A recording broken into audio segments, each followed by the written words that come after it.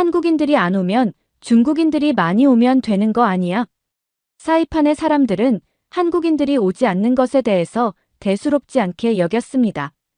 한국인들은 돈을 펑펑 쓴다며 세금 인상과 불친절, 시설 노후화를 따지며 들 때도 비웃었습니다. 그 작은 나라 관광객들 좀 안 온다고 우리가 뭐 달라지겠어? 라는 생각은 2년 후에 엄청난 폭풍으로 몰려왔습니다. GDP 67% 폭락과 실업률 62% 취소. 한국인들이 불러온 후폭풍에 태평양의 섬들이 무릎을 꿇기 시작했죠. 도대체 태평양 섬들에서 무슨 일이 벌어진 걸까요? 영상을 보기 전 구독과 좋아요 눌러주시면 영상을 제작하는 데 있어 큰 힘이 됩니다.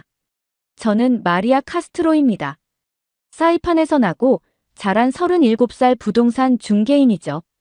참오로족과 필리핀 혼혈인 저는 어릴 때부터 한국 드라마를 보며 자랐습니다. 그래서 한국어를 배웠고 서울에서 2년간 유학도 했어요. 2013년부터 10년간 저는 사이판에서 한국인 전문 부동산 중개인으로 일했습니다. 한국 사람들이 이 섬에 얼마나 많이 왔는지 아세요?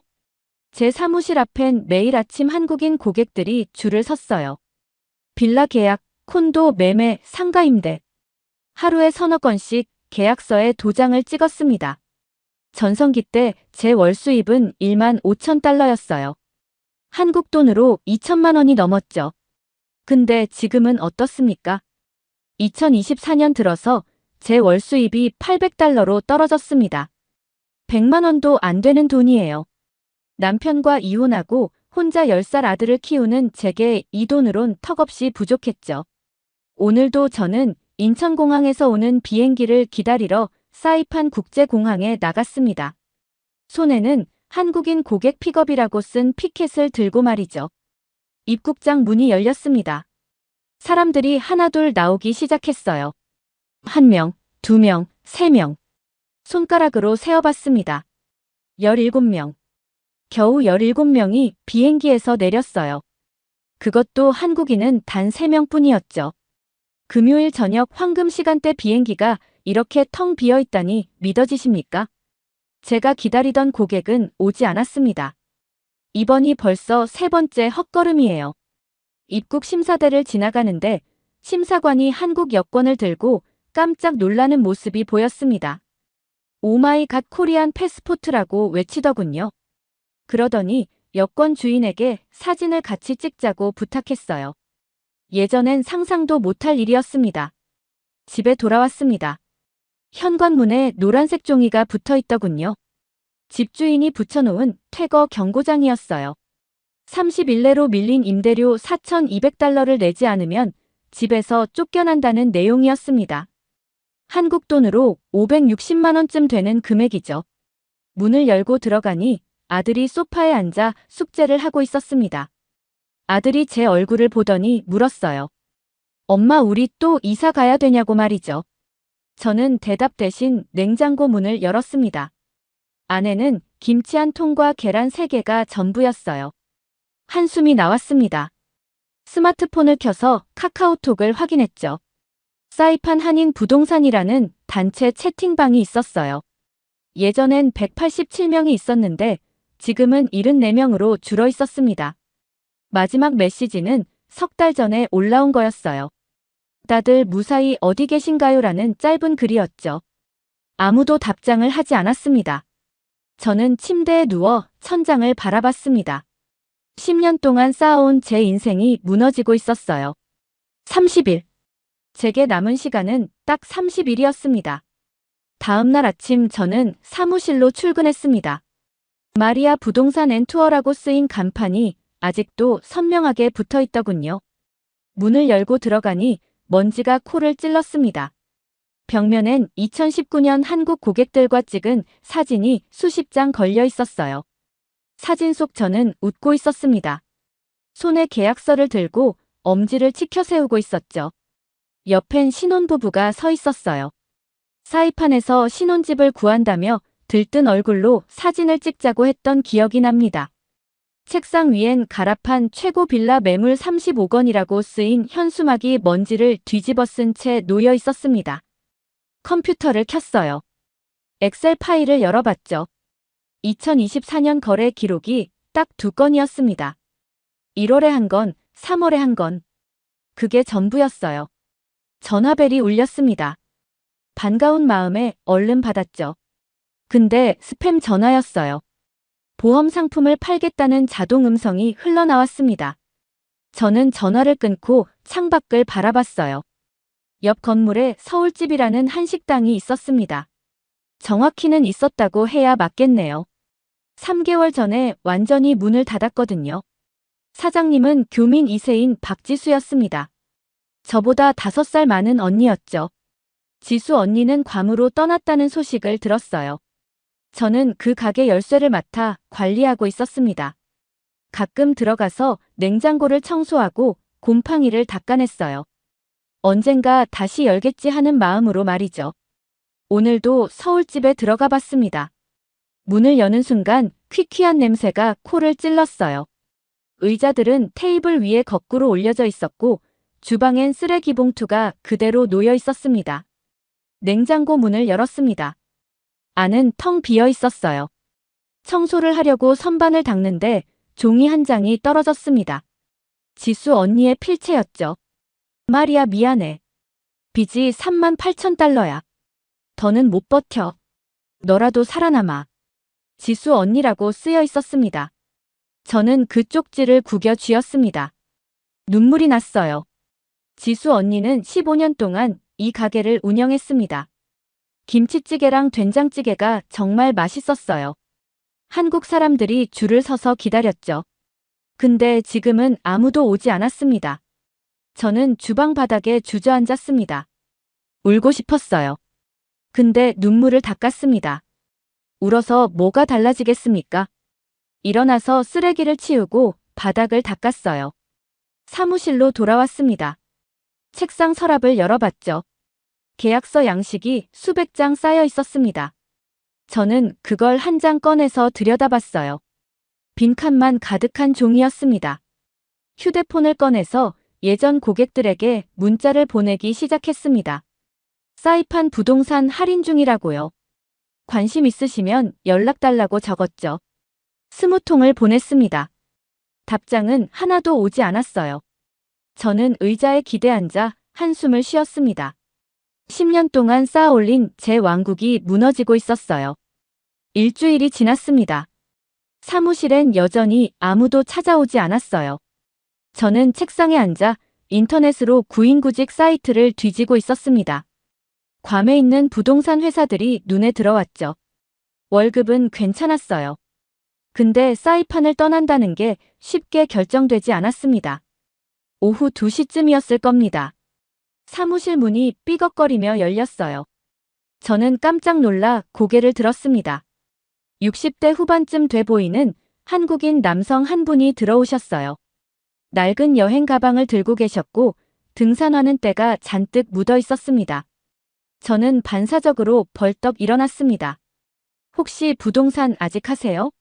그분이 조심스럽게 물으시더군요. 네, 어서 오세요. 저는 목소리를 가다듬으며 대답했어요. 1년 만에 찾아온 한국인 손님이었습니다.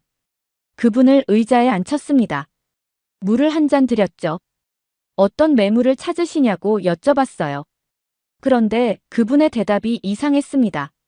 저 1987년에 이 섬에서 일했던 사람인데 그때 살던 숙소터를 찾고 싶다고 하시더군요. 저는 속으로 한숨이 나왔습니다.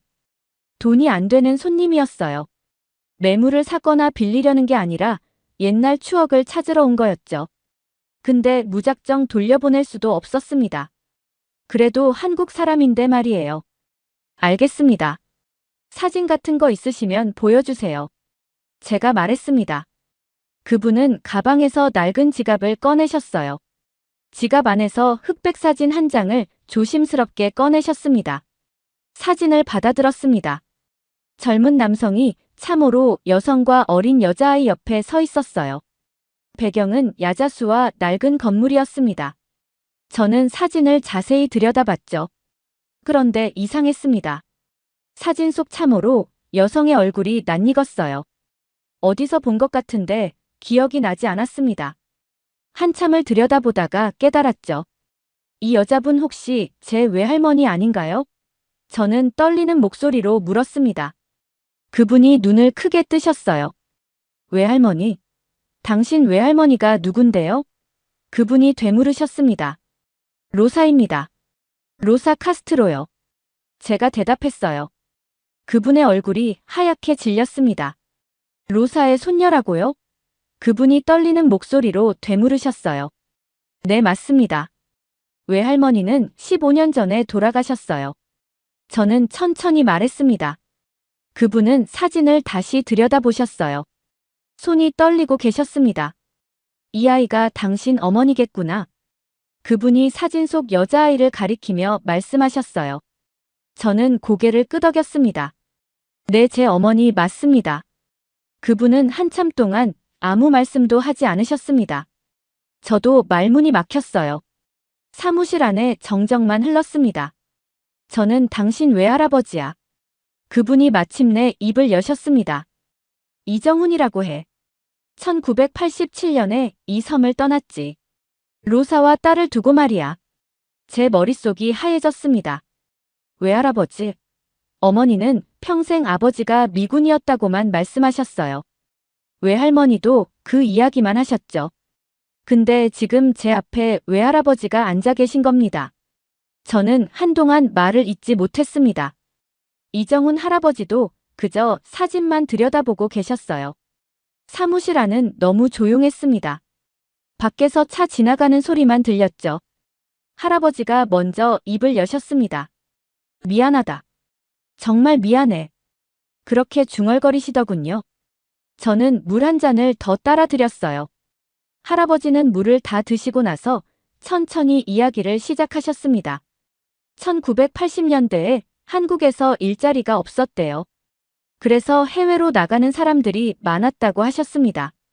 사이판에 건설 현장이 있다는 소식을 듣고 왔다고 하셨어요. 돈을 벌어서 가족을 먹여 살리려고 말이죠. 그때 외할머니 로사를 만났답니다. 로사는 건설 현장 근처 식당에서 일했대요. 매일 점심을 먹으러 가다 보니 자연스럽게 가까워졌다고 하셨습니다. 사랑에 빠졌고 아이까지 생겼죠. 근데 계약 기간이 끝났답니다. 회사에서 한국으로 돌아가라고 했대요. 재입국은 안 된다고 했답니다. 가족을 데려갈 수도 없었고요. 할아버지는 로사에게 꼭 다시 오겠다고 약속했답니다. 근데 돌아가지 못했어요. 한국에 돌아가니 빚이 있었대요. 부모님이 아프셨고 동생들 학비도 내야 했답니다. 편지를 썼지만 주소를 제대로 몰라서 답장이 오지 않았다고 하셨어요. 그렇게 30년이 넘게 흘렀답니다. 할아버지는 이제 혼자 사신대요. 부인은 10년 전에 돌아가셨고 자식들은 다 결혼해서 나갔다고 하셨습니다. 죽기 전에 꼭 로사를 만나고 싶었답니다. 저는 할아버지 이야기를 들으면서 가슴이 먹먹해졌습니다. 외할머니도 평생 누군가를 기다리셨던 걸까요? 그래서 제 어머니에게 아버지가 미군이라고 거짓말을 하신 걸까요? 숙소터를 찾아드릴게요. 제가 말했습니다. 할아버지는 고개를 끄덕이셨어요. 우리는 차에 올라탔습니다. 할아버지가 기억하시는 대로 길을 안내하셨어요. 여긴 예전에 큰 나무가 있었는데 지금은 없네. 저기 건물은 새로 지은 거고. 그렇게 중얼거리시며 주변을 살피셨습니다. 1시간쯤 돌아다니다가 외곽 지역에 도착했습니다. 폐허가 된 건물터가 나타났어요. 녹슨 철근이 여기저기 튀어나와 있었고 콘크리트는 깨져 있었습니다. 잡초가 무성하게 자라 있었죠. 여기야 여기. 할아버지가 차에서 내리며 말씀하셨습니다. 저도 따라 내렸어요. 할아버지는 폐허 안으로 걸어 들어가셨습니다. 무릎을 꿇고 흙을 만지시더군요. 여기서 로사를 처음 만났어. 저기 나무 밑에서 딸 안고 사진 찍었고. 할아버지가 떨리는 목소리로 말씀하셨습니다. 저는 폐허를 둘러봤습니다. 그때 구석에서 뭔가 반짝이는 게 보였어요. 다가가서 집어들었습니다. 낡은 철제 도시락이었어요. 뚜껑을 열어봤습니다. 안쪽에 뭔가 새겨져 있었어요. 녹이 슬어서 잘 안 보였지만 자세히 보니 글씨였습니다. 로사 미안해. 정훈이라고 칼로 새긴 글씨였어요. 할아버지. 저는 떨리는 손으로 도시락을 할아버지께 드렸습니다. 할아버지는 도시락을 받아들고 뚜껑을 보셨어요. 그리고 울음을 터뜨리셨습니다. 할아버지는 한참을 우셨습니다. 저도 눈물이 났어요. 도시락을 꽉 안고 계신 할아버지를 보니 가슴이 아팠습니다. 저는 할아버지를 탐호로 마을로 모셔가기로 했습니다. 외할머니 로사의 친척들이 거기 살고 계셨거든요. 차를 몰고 1시간을 달렸어요. 마을 입구에 마누엘 할아버지가 나무 밑에 앉아 계셨습니다. 제 외할머니의 사촌 오빠셨죠. 이정훈 할아버지를 소개해드리니 마누엘 할아버지 얼굴이 놀라움으로 가득 찼습니다. 정훈? 로사가 얼마나 기다렸는데. 그렇게 소리치시더니 할아버지를 꼭 껴안으셨어요. 마을 사람들이 하나둘 모여들었습니다. 소문이 빠르게 퍼진 거죠. 할머니들이 이정훈 할아버지를 보더니 눈물을 흘리셨습니다. 마누엘 할아버지가 저희를 집으로 데려가셨습니다. 낡은 나무 상자를 꺼내셨어요. 안에는 편지 다발이 들어있었습니다. 로사가 한국으로 보낸 편지들이야. 근데 다 돌아왔어. 주소를 몰라서 배달이 안 됐나 봐. 마누엘 할아버지가 설명하셨습니다. 이정훈 할아버지는 편지 한 장을 꺼내셨어요. 제가 통역해드렸습니다. 정훈에게. 딸이 걷기 시작했어요. 당신을 닮았어요. 언제 올 건가요? 외할머니가 1989년에 쓴 편지였습니다. 편지는 2000년까지 있었어요. 외할머니는 10년 넘게 편지를 보내셨던 겁니다. 답장이 한 번도 오지 않았는데도 말이죠. 마누엘 할아버지가 말씀하셨습니다. 로사는 당신을 평생 잊지 않았어. 딸한테 아버지가 미군이라고 말한 건 보호하려고 한 거야. 그때는 혼혈 아이들이 차별받았거든. 저는 그제야 이해가 됐습니다. 외할머니는 제 어머니를 지키려고 거짓말을 하신 거였어요. 마누엘 할아버지가 조개껍질 목걸이를 꺼내셨습니다. 너는 로사의 손녀야. 그리고 정훈의 손녀이기도 해. 우리는 가족이야. 한국 사람들이 다시 오길 기다리는 건 너희 같은 가족을 다시 만나고 싶어서야. 마누엘 할아버지가 제 손에 목걸이를 쥐어주셨습니다. 저는 목걸이를 받고 눈물을 흘렸습니다. 이정훈 할아버지도 우셨어요. 마을 사람들이 둘러앉아 참으로 전통 노래를 불렀습니다. 그러다가 아이 하나가 아기상어 노래를 부르기 시작했어요. 한국 동요였죠. 다른 아이들도 따라 불렀습니다. 한글 발음은 틀렸지만 멜로디는 정확했어요. 저는 그 모습을 보며 생각했습니다. 이 섬은 한국을 기억하고 있구나. 저 아이들도 한국을 기다리고 있구나. 그날 밤 저는 집에 돌아와 목걸이를 목에 걸었습니다. 거울을 봤어요. 처음으로 제 정체성이 선명하게 보이는 것 같았습니다. 저는 로사의 손녀이고 정훈의 손녀였어요. 한국과 사이판을 잇는 사람이었습니다. 이정훈 할아버지는 일주일 동안 사이판에 머무셨습니다. 저는 매일 할아버지를 모시고 섬 곳곳을 다녔어요. 외할머니가 일했던 식당 터, 만세절벽, 할아버지가 일했던 건설 현장. 모든 곳이 추억으로 가득했습니다. 할아버지가 떠나시던 날 공항에서 말씀하셨습니다. 마리아, 너는 이 섬을 떠나면 안 돼. 로사의 피가 내 안에 흐르잖아.